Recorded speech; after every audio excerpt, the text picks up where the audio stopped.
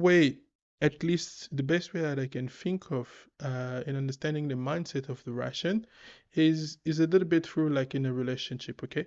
So imagine a couple, the two people, the two partners in the couple have invested in each other, and each other, for example, have also brought some assets in order to form the union.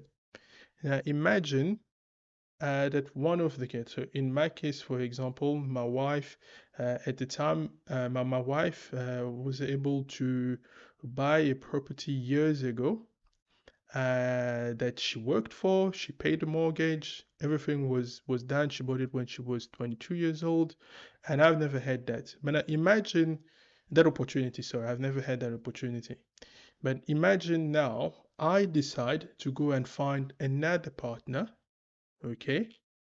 And then I not only I want to find another partner, but I turn to my current wife and I tell her, but you know that house that you have before we got married, can I go and move in there with my new woman? I am pretty sure that she's never going to allow that to happen. And hi, hello. My name is Anthony Mukanya. Thank you for joining me here today as we're going to deep dive a little bit more into understanding the Ukraine conflict, the Ukraine-Russia conflict. The goal and the purpose, I believe, is something that was, for me, that was laid out by the former French Prime Minister, Dominique de Villepin, and which is the goal of this podcast, or at least for this episode, is to explain the context for the people who are for the two countries that are directly involved, meaning Ukraine and Russia.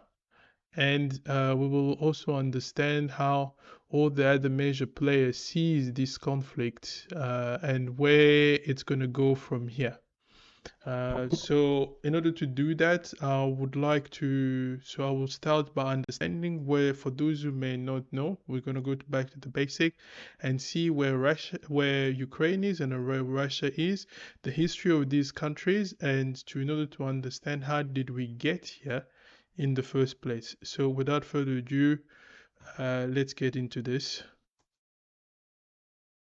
So for those of you who can follow on the online on by um, by audio, I am showing you a map of Ukraine. And what is interesting, I believe, where we can start is by just first of all understanding a little bit of the history of Ukraine and of Russia, okay? So a lot of people are not aware of the fact that actually there was a time when Ukraine was actually more powerful than Russia. And in fact, about the 12th century, when the two state was created, it was a state created by Slavic people. And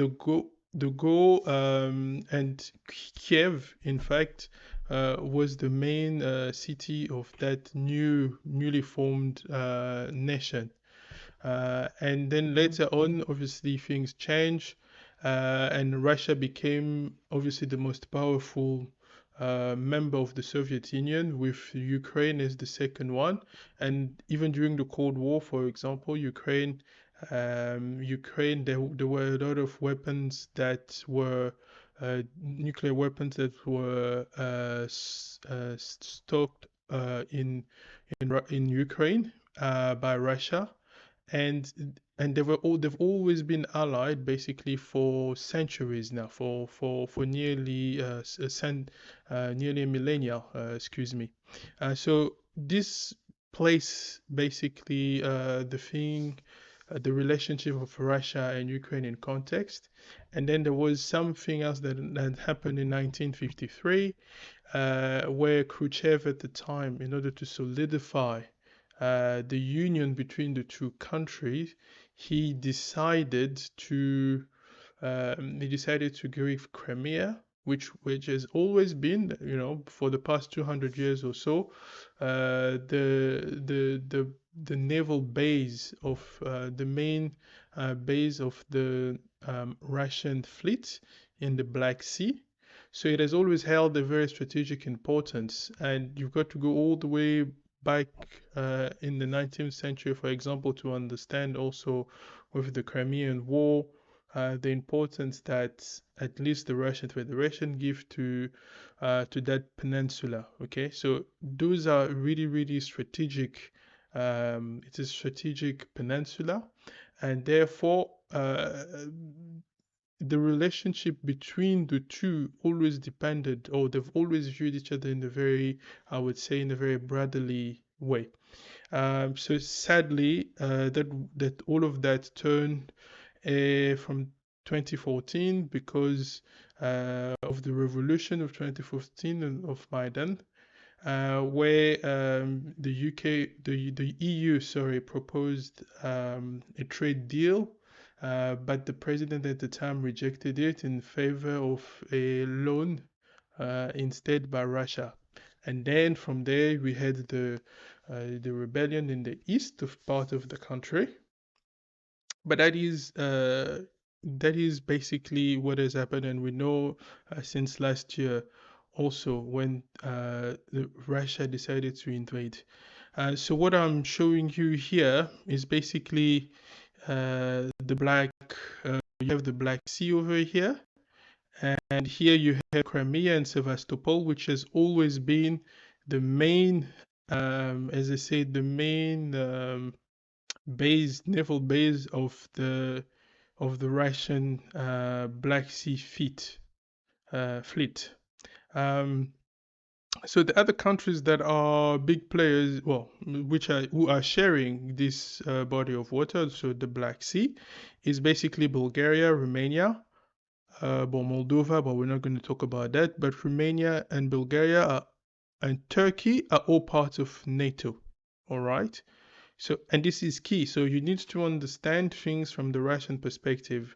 And Dominique de Villepin, whom I mentioned, the former French Prime Minister, says in order to understand how to, if the ways to solve a conflict, you have to put yourself in the shoes of the other people. Okay, and in this case, to understand the perspective from the Russian, at least in this episode, this is what we're going to focus on. And so the issue here, I'm going to just scroll here and you'll be able to see Istanbul, where Istanbul is, and you have to go all the way back to Constantinople before it became Istanbul. But whoever controlled this strait right here also had control the access to the Mediterranean Sea, which is over here, right?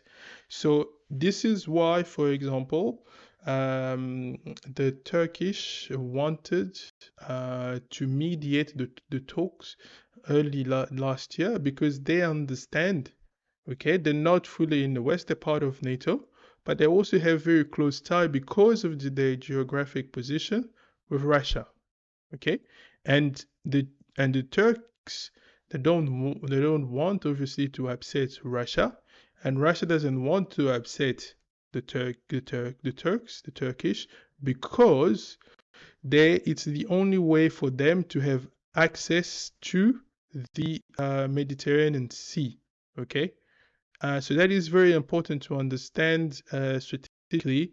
Why is it that in the mind of in the mind of Russia, they've made it very clear that they will never, for example, cede Ukraine. So already back in 1991, a lot of people were saying, but they should have never have left Ukraine they've never left Crimea to Ukraine because of its strategic importance. But nevertheless, given what they call the brotherly ties, obviously now they're not really brotherly, but given the ties between these two countries, which again, as I said, go all the way back.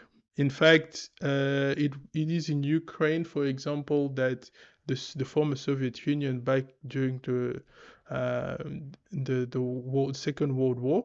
This it was in Ukraine, somewhere in this region, where we had the greatest battle, the tank battle. You had Kursk here, but you also had the battle started in Kursk, which is very much in Russia, but it went all the way somewhere here near Kiev to push back the Nazi army. Um, and so that's one of the things. So it's the strategic position of Crimea, and that's why as soon as the revolution happened in Ukraine, okay, where they were demanding the people were demanding to join the EU, that is why Russia immediately intervened, because this whole region is actually populated by native Russian speaker. Okay, so that's a third, right? So you've got to remember that a third of people living in Ukraine are Russian speaking, including this region here, the all those oblasts as they call them. So that is the first thing. That's a strategic importance for Russia. The other thing you may have noticed is that all over here you have green. I would say, I don't want to say fields, but it's open plains. Okay, so why is that significant? It is significant because compared to the West, so all these countries, whether you're talking in the 19th century, the Napoleonic Wars, or with the Nazis, every time that Russia was attacked, they've always been attacked either through Poland or through Ukraine. So if you think Ukraine is here, Moscow is over here. So it's not a very big distance, in fact, between those two. Okay, and in both cases, obviously, Russia managed to defeat the invading army, whether it was Napoleon at first, and as well as the Nazis at both time. But they've always been attacked through that region, going through Warsaw, Lithuania, or through Belarus and here. Okay, so for those who are interested, it's very easy actually for you to find out uh, these facts about history. But that is the perspective of the Russian, at least with regard to this war. Okay, so they don't want to be invaded again, because in fact, I'll pull back over all over here. There are no natural defenses. Okay, so no sea, no chain of mountain. That makes it very difficult for an invading army to intervene, right? So that is also the reason why when you go back about a millennia ago, the Mongols were able to invade all these countries, all these regions that are now part of either Kazakhstan or Russia very easily, because it's just open field, right? But that is why for Russia it is an existential threat that Ukraine joins NATO. And they've stated that from the beginning they don't want it. In a perfect world, we would say, well, it doesn't really matter when countries are independent, they can act however they want. But sadly, the reality, okay, the reality is that it doesn't work like that. And so that is what is very important to understand.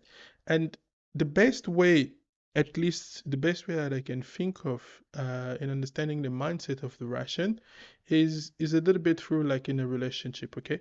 So imagine a couple. The two partners in the couple have invested in each other, and each other, for example, have also brought some assets in order to form the union. Now imagine that one of the kids, so in my case, for example, my wife At the time, my wife was able to buy a property years ago that she worked for. She paid the mortgage. Everything was done. She bought it when she was 22 years old, and I've never had that. But imagine that opportunity. Sorry, I've never had that opportunity. But imagine now I decide to go and find another partner, okay? And then I not only I want to find another partner, but I turn to my current wife and I tell her, but you know that house that you have before we got married, can I go and move in there with my new woman? I am pretty sure that she's never going to allow that to happen. And yet that is exactly the case. Okay, so if you take Crimea, for hundreds of years, as I was saying, starting with Catherine the Great, the Empress of Russia, Russia has poured in resources, people, manpower, defeating the Nazis in Crimea, defeating Napoleon in Crimea, defeating also in some battles, although they lost ultimately other powers, the French, and so on. Imagine after pouring all of that for centuries, literally, and in order to solidify the union between who they consider to be brotherly people, they give them a piece of land, which is very strategic in value. And now you have that same people who turn around and say, well, we're going to start courting another partner. That is the perspective that the Russian have. And it doesn't matter what the rest of us, whether it is in Africa or in Europe, think. This is the problem, or this is the perspective rather, that the Russian have. They don't want, they don't want NATO at the doorstep because in the past it was the way that a lot of the powers invaded their land. And there is a talk by John Mearsheimer. He has done a very good job at explaining a little bit about this conflict, how did we get here, and so on and so forth. So I would invite you guys to sort of read, where he's also he spends a lot of time studying or at least, sorry, talking about the political implication. But I think I will strongly encourage you to go and read a little bit more I mean, to listen to his talk, and you'll find it very interesting. And it's a talk that he gave 7 years ago, okay, immediately after the Maidan revolution, and will help you really understand things from both the perspective of the Russian and how did we get here, okay? So that is basically the story of, well, or at least one of the contexts from the perspective of the Russian. So I would very much encourage you both to look at that if you want.